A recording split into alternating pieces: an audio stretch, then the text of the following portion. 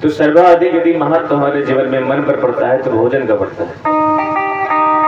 हम लोग सोच नहीं पाते खाना क्या है, बस जो जीव को बढ़िया लगे वही खाते हैं। पर मना थोड़ी खाने के लिए, किसी को चाट अच्छा लगता है, किसी को पकौड़ी, किसी को मोमोज, किसी को बर्गर, किसी को पिज्जा, खाओ प्रेम से, कौन मना कर रहा है।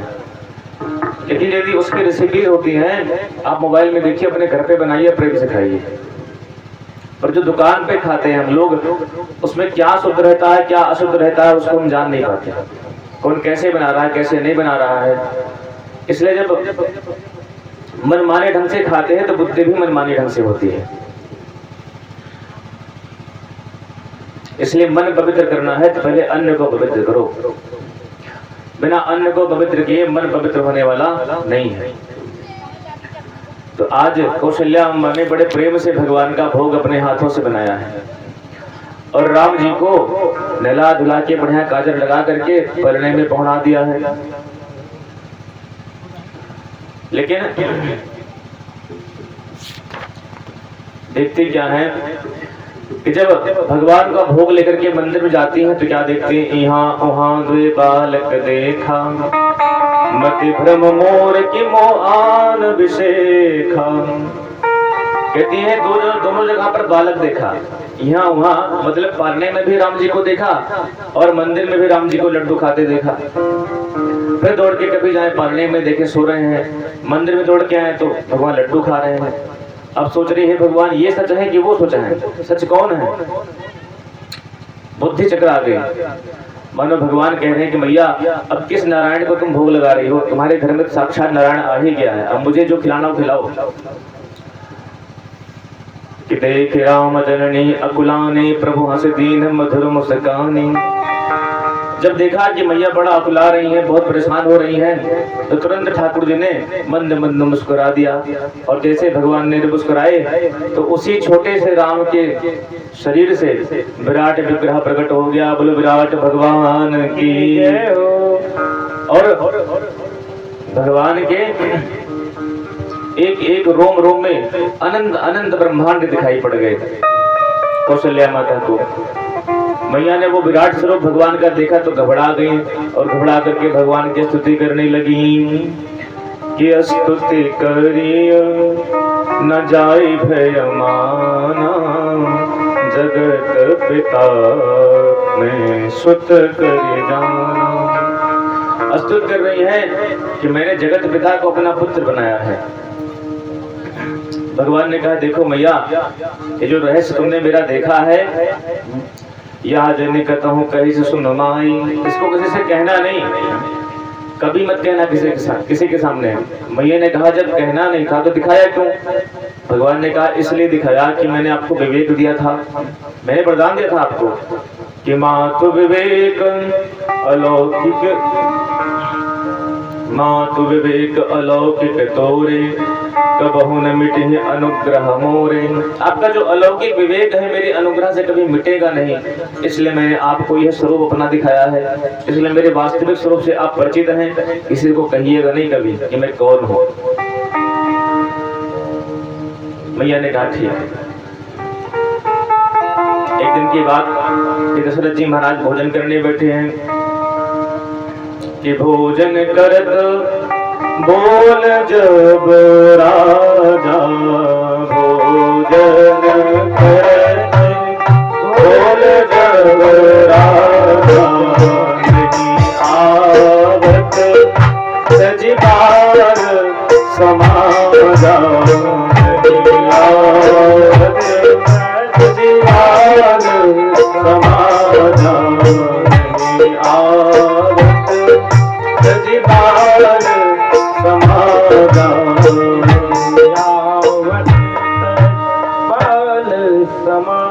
कहते हैं भोजन करत बोल जब राजा। दशरथ जी जब भोजन करते हैं तो राम जी को बुलाते हैं, बेटा राम चलो भोजन करो, तो नहीं आवत तजिबाल समाजा। प्रश्न यह है कि राम जी आ क्यों ले रहे हैं, क्योंकि राम जी अकेले, दशरथ जी केवल राम जी को बुला रहे हैं, उनके मित्रों को नहीं बुला रहे हैं। और यदि राम जी आएंगे भोजन करने के लिए तो मित्र क्या कहेंगे, वाह राम खेलने में साथ साथ तो खाने में अकेले। इसलिए राम जी नहीं आ रहे हैं। दूसरी बात यह है कि शास्त्रीय दृष्टि में दशरथ जी हैं ज्ञान, तो ज्ञान में सामर्थ्य इतनी, भगवान को जान तो सकता है पर ज्ञान भगवान की ज्ञान जो है भगवान को अपनी गोदे में बिठा ले, ये सामर्थ्य नहीं है। तो बोले कौशल्या है भक्ति, तो कौशल्या जब बोलन जाही तो ठुमक ठुमक प्रभु चलहि बराई। पिताजी ने बुलाया तो राम जी नहीं आए, लेकिन जब कौशल्या रूपी भक्ति राम जी को पकड़ने गई तो भगवान तो कहते हैं ना कि भक्त के बस में है भगवान। अब भगवान तो अपने भक्तों के बस में है। कि संत ने बड़ी सुंदर बात कही कि भक्त मुझे भाव से पुकारते हैं तब मैं आ जाता हूं। कि भाव के बस में है भगवान, कि भाव नहीं तो निधिवन मधुवन दीखत बस पाषाण। और भाव होते पाषाणों में जहाँ देखूं तहाँ श्याम। भाव के बस में है भगवान, कि भाव नहीं तो हर मंदिर में दीखत बस पाषाण। और भाव होए तो पाषाणों में प्रगट होए भगवान। भाव के बस में है भगवान। और बरसावत रस राज रास रस करत रसिक नित पान। और कुंजन कुंजन डोलत राजो सुन मुरली की तान। भाव के बस में है भगवान। भगवान तो भाव के बस में है। भावग्राही जनार्दन, ऐसा कहा गया है कि ठाकुर जी आपका भोग, आपका पदार्थ नहीं देखते हैं, आपका भाव कितना सुंदर है वो देखते हैं। यदि भगवान के अंदर भाव ना होता तो बिदराने के भगवान केले की जगह छिलका खाते क्यों? यदि भगवान में भाव न देखते ठाकुर जी तो जो भीलनी जिसको सबरी कहते हैं उसके जूठे बैर खाते क्यों? भगवान तो केवल भाव के भूखे हैं, ना कि आपके पदार्थों के। भगवान कहते भक्त मुझे पदार्थ का भोग लगावे चाहे ना लगावे, भाव से एक बार प्रणाम भी कर लें तो वो मेरे लिए सबसे उत्तम है, सबसे सुंदर भोग उसका भी है। इसलिए कभी भी भगवान को प्रणाम करना हो तो भाव से कीजिए। हम पदार्थ और अपने धन संपत्ति से भगवान को क्या तौल सकते हैं? एक बार सत्यभामा जी ने भगवान को धन से तोलना चाहा, कृष्ण भगवान को सारी संपत्ति द्वारिका की एक पल्ले पर रख दी और भगवान श्री कृष्ण एक पलड़े पर बैठ गए। लेकिन भगवान तुले ही ना, ठाकुर जी भारी रहे। सत्यभामा जी परेशान है कि अब क्या करें, ये तो तुल ही नहीं रहे हैं, कैसे तोलूं इनको? तब नारद जी से कहा किसी प्रेमी भक्त के हाथ से कुछ भी धरवा दो, तुल जाऊंगा। रुक्मिणी जी ने अपने हाथ का एक छोटी सी अंगूठी निकाल करके दी और जैसे ही उस पर रखा तो भगवान हल्के हो गए, सारा भार बढ़ गया। तो भगवान कहते भैया सारी संपत्ति एक तरफ और भाव एक तरफ। इसलिए ठाकुर जी तो भाव के ही भूखे हैं। तो इसलिए दशरथ जी महाराज बुला तो रहे हैं पर आ नहीं रहे हैं। लेकिन कौशल्या रूपी जब भक्ति जाती है बुलाने राम जी को, जिस ब्रह्म को आज तक कोई पकड़ नहीं पाया, जिसको पकड़ने के लिए बड़े बड़े धीर मुनि ज्ञानी प्रयास करते रहते हैं, ध्यान में समाधि में क्या क्या नहीं करते हैं, पर भगवान को पकड़ नहीं पाते हैं। पर वही परमात्मा भक्ति की का आश्रय ले, जो भक्त होते हैं उनके हाथों में पकड़ में आ जाते हैं। यशोदा मैया ने भगवान श्री कृष्ण के सामने छड़ी लेकर के दौड़ी, ठाकुर जी डर के भागे कि मैया मारेगी, मैं हाथ में आऊंगा ही नहीं। लेकिन जब भगवान यशोदा मैया हार गई तो भगवान स्वयं आ गए उनके पास। इसलिए व्यक्ति का पुरुषार्थ और भगवान की कृपा, हमारा कर्म भगवान की कृपा, जब दो मिलते हैं तब ठाकुर जी हमारे प्रेम में बन रहे हैं। इसलिए बड़ी प्रेम से ला करके कौशल्या जी ने राम जी को दशरथ जी की गोद में रख दिया है। और भगवान राम की भोजन करत चपल चित उत अवसर पाई, भाज चले किलकत मुख दधि ओदन लपटाई। अब भगवान राम अपने पिता की गोद में बैठे तो हैं कि भोजन करूं, लेकिन उनका मन नहीं लग रहा है, मन उनका अपने मित्रों में लगा हुआ है। सोच रहे कैसे अवसर मिले कि मैं निकलूं यहाँ से। तो जब भोजन करते हैं तो इधर हाथ बंद कर लिया और इस हाथ से खाते हैं मान लो, तो जब ऐसे कवर लिया हाथ लगाया इधर का हिस्सा खाली हो गया, तो राम जी ऐसे खा ले तो निकल चले, भाग गए इधर से। और जब भागे तो भागे चले किलकत मुख दधि ओदन लपटाए, मुख में दही और मुख चावल लगा हुआ है। किसी ने कहा राम जी ये दही चावल किसके लिए जा रहे हो? बोले काकभूषुंडी जी आंगन में प्रतीक्षा कर रहे हैं, क्योंकि महाराज हमारे जूठन के बहुत दिन से अधिकारी हैं। 5 वर्ष तक जब तक भगवान की बाल लीला चलती है, 5 वर्ष तक, उतने दिन तक काकभूषुंडी जी केवल भगवान का जूठा ही खाते हैं। शंकर जी कहते हैं बाल चरित अति सरल सुहाए, सारद शेष शंभु श्रुति गाए। बड़ा सुंदर भगवान का बाल चरित्र हुआ है। उसके बाद थोड़े बड़े हो गए राम जी। अब ये गुरु गृह गए पढ़न रघुराई, गुरु गृह गए पढ़न रघुराई, गुरु गृह गए पढ़न रघुराई।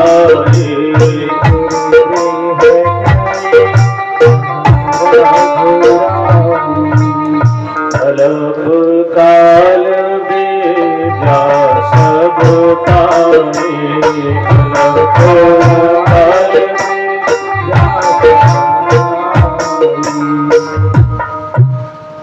गुरु गृह गए पढ़न रघुराई। भगवान राम जी गुरुकुल में पढ़ने के लिए अपने गुरुदेव भगवान के पास में थे। और अल्प काल विद्या सब पाई। देखो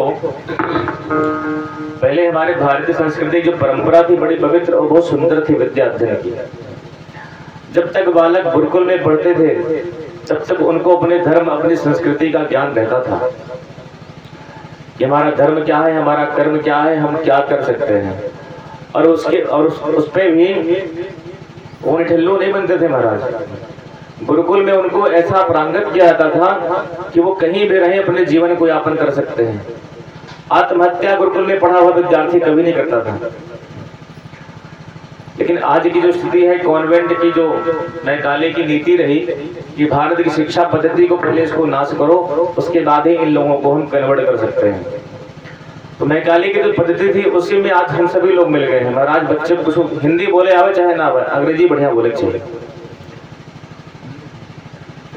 अंग्रेजी जितना बढ़िया बोलेगा महाराज उतना ही बढ़िया पढ़ा लिखा शिक्षित माना जाएगा।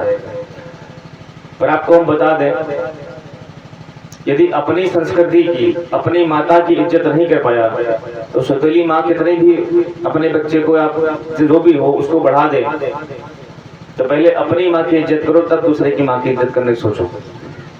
हिंदी संस्कृति हमारी अपनी माता है, हमारी मातृभाषा है। पहले इसको हम पकड़ के रखें, इसको पूरा मजबूत कर लें, तब पढ़ो ना। अंग्रेजी कौन मना करता है? जितनी पकड़ हमारी अंग्रेजी पर हो उससे अधिक पकड़ हमारी हिंदी पर हो, संस्कृत पर हो। हम हर प्रकार से संस्कारों से अपने नीचे करते चले जा रहे हैं। और ये इसीलिए हो रहा है क्योंकि हमने कॉन्वेंट संस्कृति को अपना लिया है। पहले बच्चे सुबह उठ के अपने माता पिता को प्रणाम करते थे, उनसे राम राम बोलते थे। पर अब क्या बोलते हैं? बोले गुड मॉर्निंग दादू, गुड मॉर्निंग दादी, गुड मॉर्निंग पापा, good morning mummy, good morning.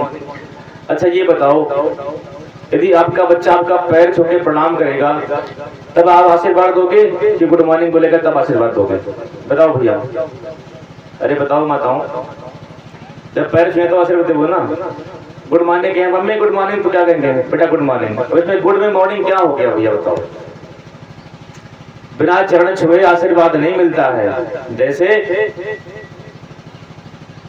बेशकीमती कोई वस्तु में पानी हो तो बिना झुके गंगा जल भरना है बोतल में, तो जब तक बोतल गंगा जल के अंदर से डुबोएंगे नहीं तब तक वो जल भर नहीं सकता है। उसी प्रकार माता पिता का अपने बड़ों का आशीर्वाद लेना है, जब तक उनके चरण नहीं छुएंगे तब तक इस बुद्धि में वो आशीर्वाद नहीं उतर सकता है।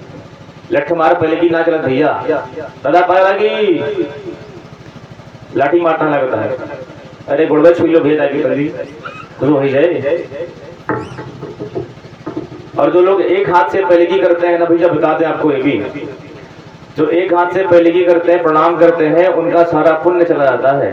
यदि प्रणाम करना हो, प्रणाम करने की परंपरा यही है, भले दूर ही हो भैया प्रणाम, दोनों हाथ जोड़ के। इसलिए गुरुकुल की पद्धति बड़ी सुंदर थी, लेकिन मॉडर्न व्यवस्था ने सारा सत्यानाश कर दिया।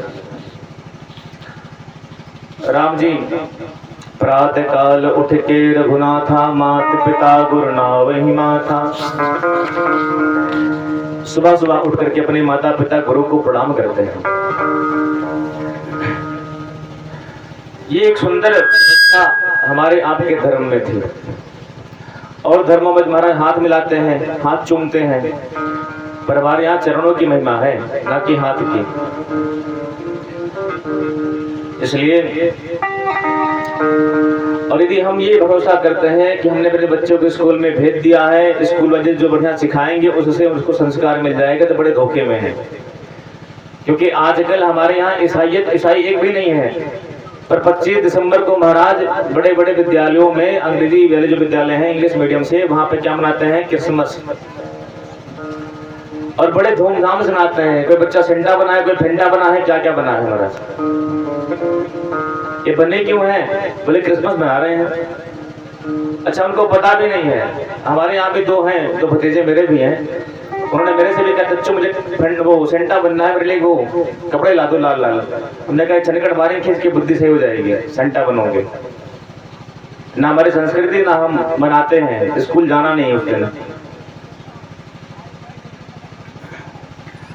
तो भैया न राम के बाद, और दूसरी बात, दूसरे धर्म के लोग कहते हैं हमें ना दिवाली की बधाई देनी है, ना होली की देनी है, ना रक्षाबंधन की देनी है।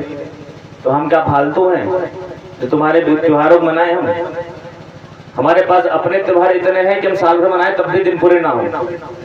दिवाली, होली, रक्षाबंधन, कितने त्योहार महाराज, साल भर त्योहार मनाओ तब भी ना पूरे होंगे।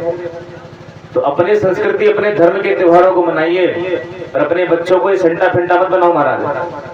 नहीं समझ लेना, एक दिन सच में सेंटा बन जाएगा। इसलिए अपनी संस्कृति, अपने धर्म को रक्षा करना हमारा काम है। बच्चे स्कूल में क्या पढ़ते हैं वो तो उनकी जिम्मेदारी है, पर अपने घर पर अपने बच्चों को संस्कार देने की जिम्मेदारी हमारी है। कल को बच्चा बिगड़ जाए तो हम इसके कहने के अधिकारी नहीं है कि वहां बेटा बिगड़ गया, कहा बताइए, तो सिखोगे ना कोई बिगड़ जावे करे। अपने घर पे शिक्षा दो कम से कम, पहले पर अपने से बड़ों को सम्मान करना सिखाइए। क्योंकि धन वृद्धा बल वृद्धा आयुर्वृद्धा तथैव च ते सर्वे ज्ञान वृद्धश्च किंकरः शिष्य किंकरः। जिसके पास ज्ञान है, जिसके पास संस्कार है, वही सबसे बड़ा माना जाता है। और आपको बताएं, अपने से बड़ों को प्रणाम करने से 4 वस्तुएं बढ़ती हैं। आयुर्विद्या यशो बलम। अपने से बड़ों को प्रणाम करते हैं तो पहली बात तो आयु बढ़ती है, और दूसरी बात कितना भी मंद व्यक्ति हो अपने से बड़ों को प्रणाम करने लगे तो उसकी विद्या बढ़ती है। आयु, विद्या, और तीसरा यश, और चौथा उसका बल बढ़ता है। तो ये 4 वस्तुएं अपने से बड़ों को प्रणाम करने से बढ़ती हैं।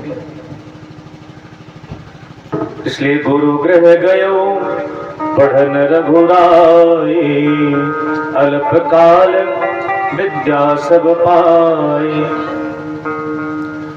और आजकल जो विद्यालयों में जो पुस्तकें आती है इसमें सवाल कैसे दिए रहते हैं। 10 रुपए में हमने आपको दिए आपके बच्चे को, उसमें 5 की चॉकलेट मिली, 5 तुमने वापस को, बताओ कितने बचे? 10 में 5 रुपए की चॉकलेट ले ली तो कितने बचे?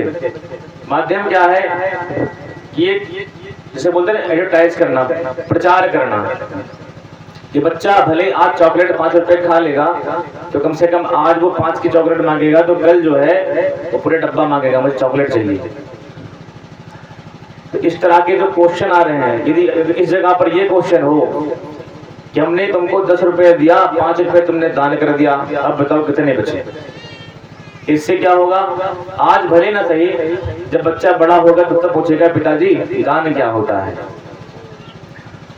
और जब चॉकलेट की शिक्षा बचपन से किताब से मिली हुई है, तो बड़ा होते ही कहेगा मुझे चॉकलेट चाहिए। जब कहेंगे 5 रुपए दान कर दे, तो दान की जो सीमा है, जो कीमत है, वो तो समझेगा। इसलिए दान संस्कार ऐसे दो महाराज की किस कोई कह भी ना पाए। पर आपको सही बताएं, माता पिता तो कुछ नहीं कर सकते इसमें, बच्चों को संस्कार देने में जितनी माताएं बहनें बैठी हैं यही कर सकती हैं। आज हमारे आइडल बदल गए महाराज। इसे पूछो पॉइंट के अच्छा लागत, सलमान खान नहीं लागत उनका, शाहरुख खान अच्छा लागत, हमारा आइडियल हुए, उनके फोटो लगाए घरे में। और जब माताएं गर्भवती होती है तो उन्हें दिन भर देखते रहते नंगा पुंगा खड़ा है। जब उन्हीं को देखते हैं तो बच्चे भी वैसे सौर दिखते हैं। तो जिनके आइडल बदल गए हैं, उनके घर में शहीद भगत सिंह और महाराणा प्रताप, तुलसीदास, कबीरदास कहां से पैदा होंगे। आइडल जब बदलेंगे हमारे, तभी हमारे धर्म की रक्षा हो सकती है। इसलिए जितनी माताएं बहनें हैं, ये अपने घर में कम से कम कुछ करो चाहे मत करो, शिक्षा तो अपने बच्चों को, संस्कार तो अच्छे दो। जिस दिन इनके अंदर संस्कार का बीज बढ़िया होगा, उस दिन आपका बुढ़ापा भी सफल हो जाएगा और जवानी भी सफल हो जाएगी। बोलो सीता रामचंद्र भगवान की जय हो। तो श्री रामचंद्र जी अल्पकाल में सारी विद्या प्राप्त करके अपने घर पर आ गए हैं और बड़े प्रेम से अयोध्या में रह रहे हैं। अब गोस्वामी जी कहते हैं, यह सब चरित कहा मैं गाई, अगली कथा सुनो मन लाई। अब अगली कथा सुने उससे पहले एक भजन कर दे भैया, सुना दे, सुना दे, बढ़िया सुना दे। एक भजन सुन ले, उसके बाद जय श्री राधे।